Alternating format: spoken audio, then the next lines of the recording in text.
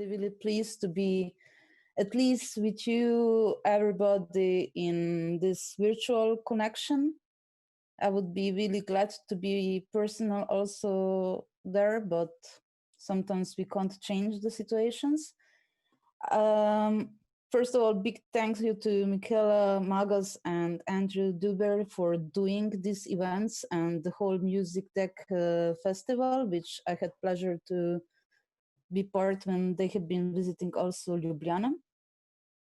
Today I will speak to you about my aquatic underwater research-based work, and some of the projects which I will speak is like mostly aquatocene, where I try to explain always the what is happening on cultural, biopolitical, ecological levels and different realities of how the human imprint is influencing the aquatic environment and life which is living there.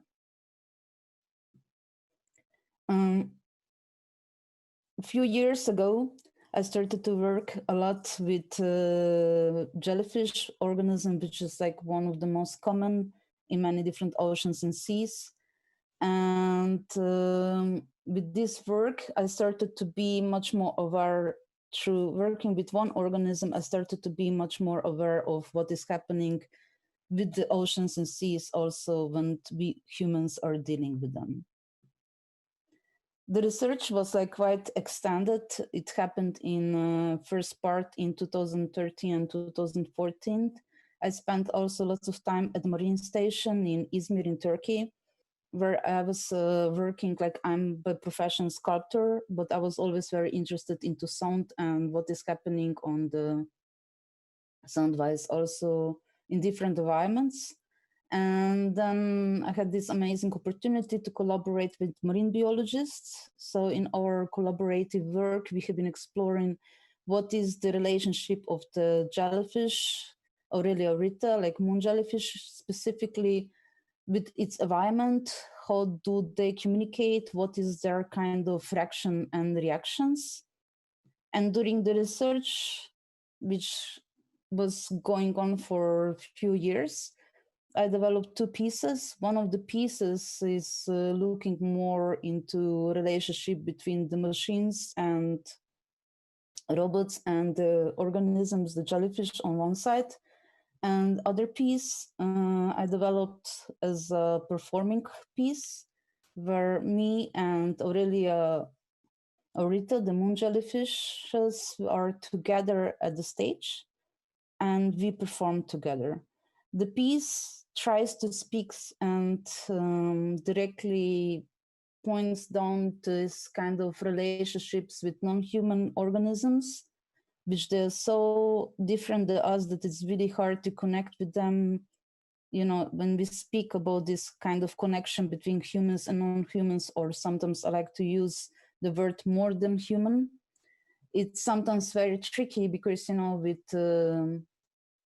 cats, dogs, and all the animals and species which we manage to develop all these kind of more stronger connections, it's easier for us to understand, do they need food from us? Do they need something else? What do we exchange between us? And then when we speak about species, which is so foreign to us, like jellyfish, this is a bit more ambivalent, you know, it's a bit harder to say. What do they want to communicate with us? Do we understand them? What is the thing which we understand about them?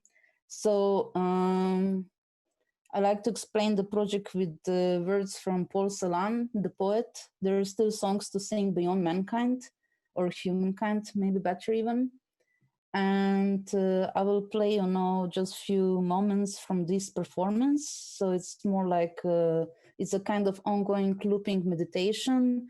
The sounds are recorded in Izmir Bay, and we did also lots of experiment with jellyfish inside of the marine station, as well as there is also live sonification happening on the stage when I'm performing with them.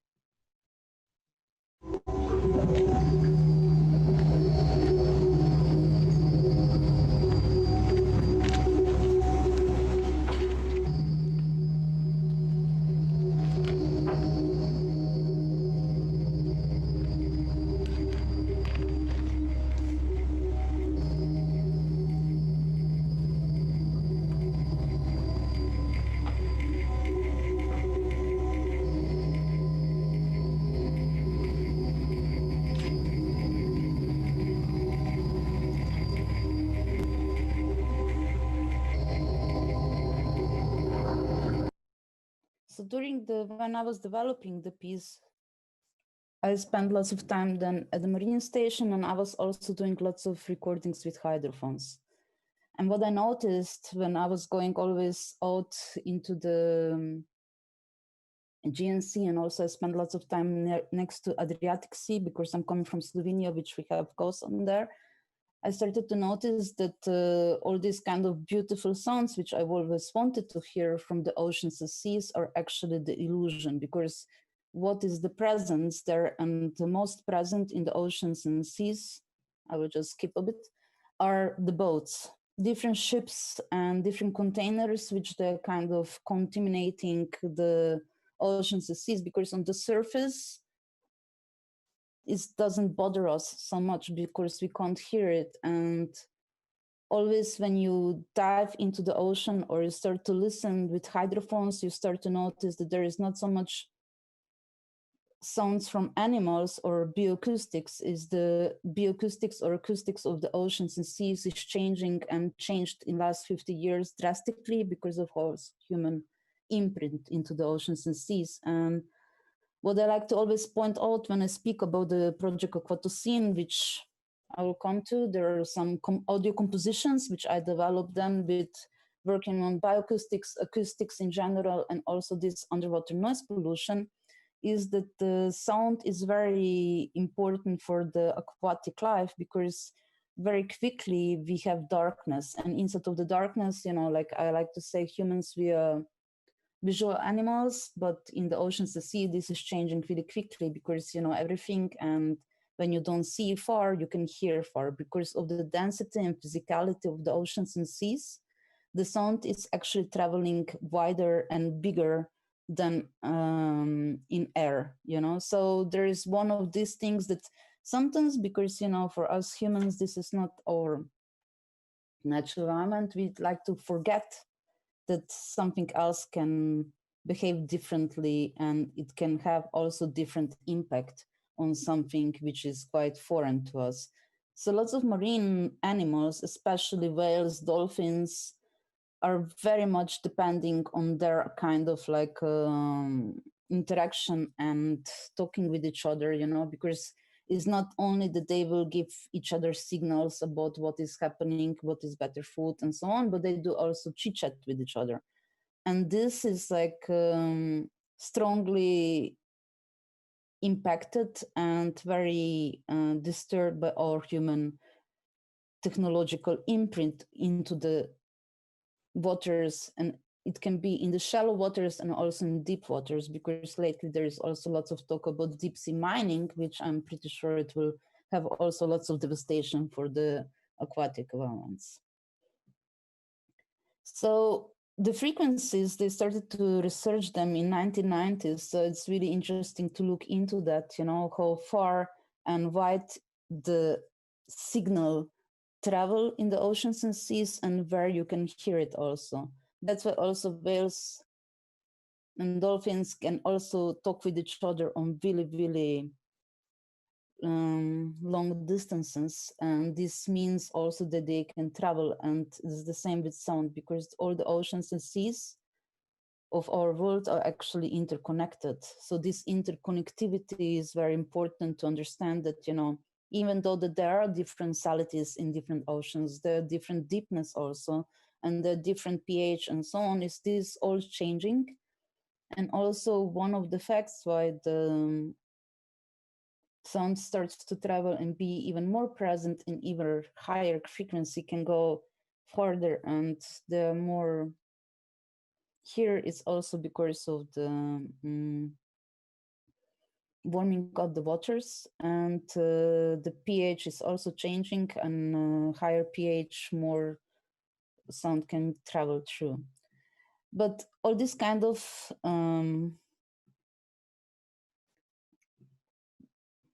sounds, which they are present in different seas and oceans, I try to present to public through different variations. And one of it is also when I do performances and concerts, where I present this project, which is called Aquatocene.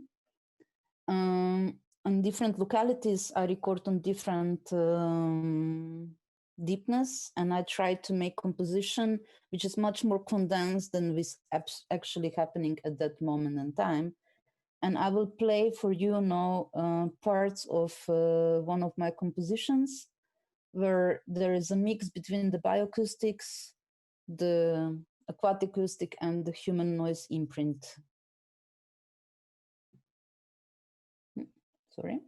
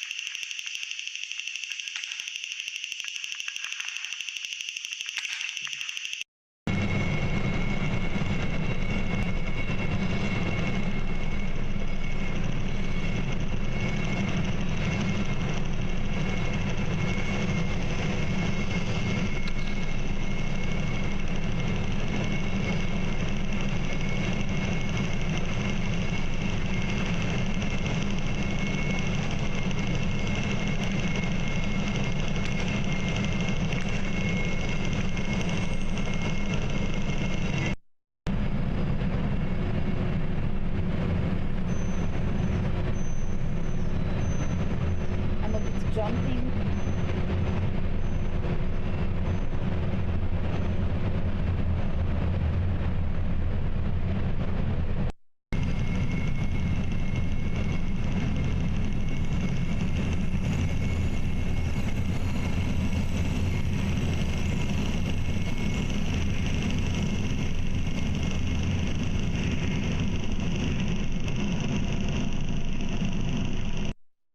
So this was a bit jumps through the different parts because it's just to give impression what it can be heard and what is happening in the aquatic environments.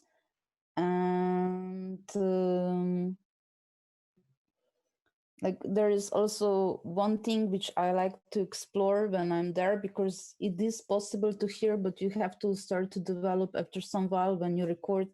Like when I started to record longer, I started to hear different species called the chit chat between themselves, and it's not only whales and dolphins, but also other fish and other animals which they are present there. So here I will play for you one really great video documentary which was done by just to give. Whenever I tell people that fish have ears, they look at me like I'm mad. But not only that, people are surprised by the really unusual sounds that fish can make, and especially on a coral reef.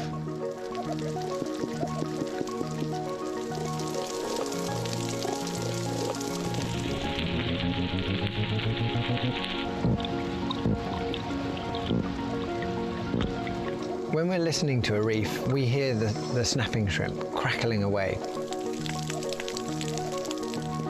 And then as we add in chirping, perhaps, of some fish that are trying to impress a female on a nesting site. And then we've got the clownfish that are using sounds to communicate within a colony, and particularly to warn each other of a predator. These are fish and invertebrates that are making sound for a range of different reasons. They're sometimes trying to find prey, and they might be hunting together, so they're actually talking to each other while they do this. They might be trying to detect predators. Obviously, they want to avoid any predators. But they're also then using sound to establish a territory, to impress each other. So it's a bit like listening to a full orchestra, and it produces this wonderful cacophony of biological sound. So this beautiful cacophony of biological sounds is lately quite disturbed by this kind of ocean noise. And this is like one of the reasons why I started to develop my project, Aquatocene, and support also different organizations, which they are different international ocean noise coalitions, because what is sometimes what we sometimes manage to forget is that oceans and seas, they don't have borders, you know. the borders are just construct of us humans and nothing else. The animals, they're transpassing them constantly on daily basis. And in oceans and sea, this is even more present, because even though that there could be like some areas where this kind of stuff is constructed and is not kind of going through, the sound can penetrate in different variations. So this can be sometimes quite hard, especially for animals to understand. And what we do forget sometimes is, it's like we can't protect the fish like that, to just close them in small enclosures, because this is almost like sardines. And with my project, I try to point out also something which also Pascal Quignard was really good in exploring in his book, Hatred of the Music, where he says that there is no eyelids on our ears. This means that, we can close our eyes, but our ears can't be closed. And it's really harder, it's like as humans, we can take down the headphones when we listen to this kind of environments, but somebody else who lives there, they can't do this. And then one of these initiatives, we tried to put in also this year's Ars Electronica festival, which was also online, and we have been trying to bring also this different awareness.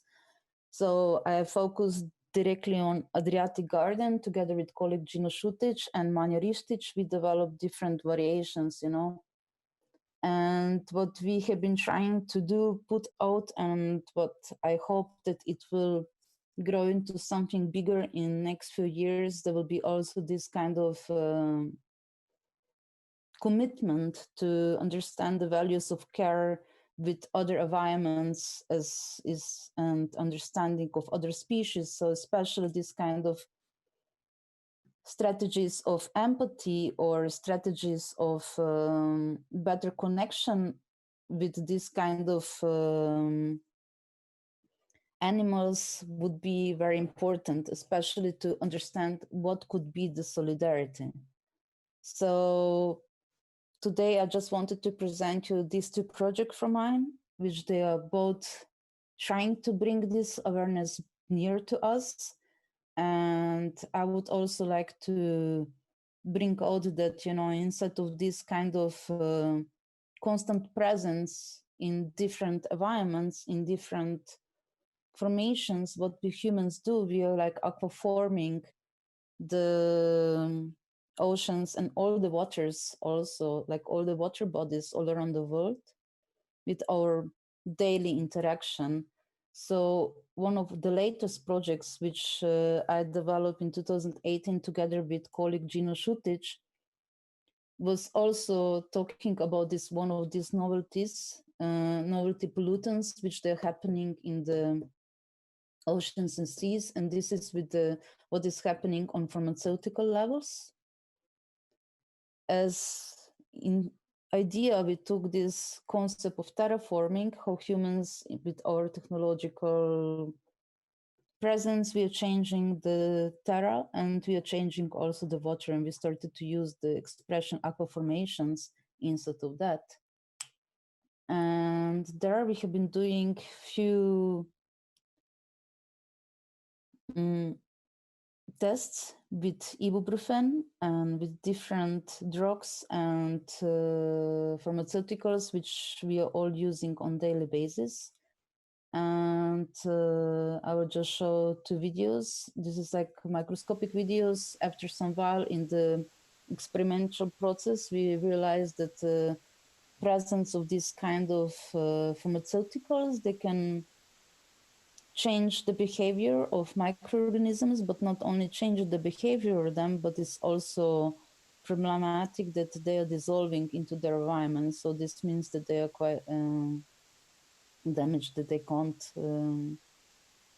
appear anymore back. So what I want to say with this project is especially this, with sound, we can even hear it, Still, it's kind of like passive, and sound pollution is one of these pollutants which can be really quickly resolved, because the pollutant in the sound, it should be just changing our technological imprint. This means if the boats are traveling slower, or if we change the motors, or we change our ways how we interact with oceans and seas, this will be affecting in that second.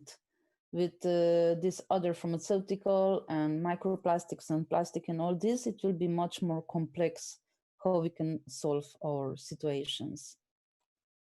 So that's all from my side.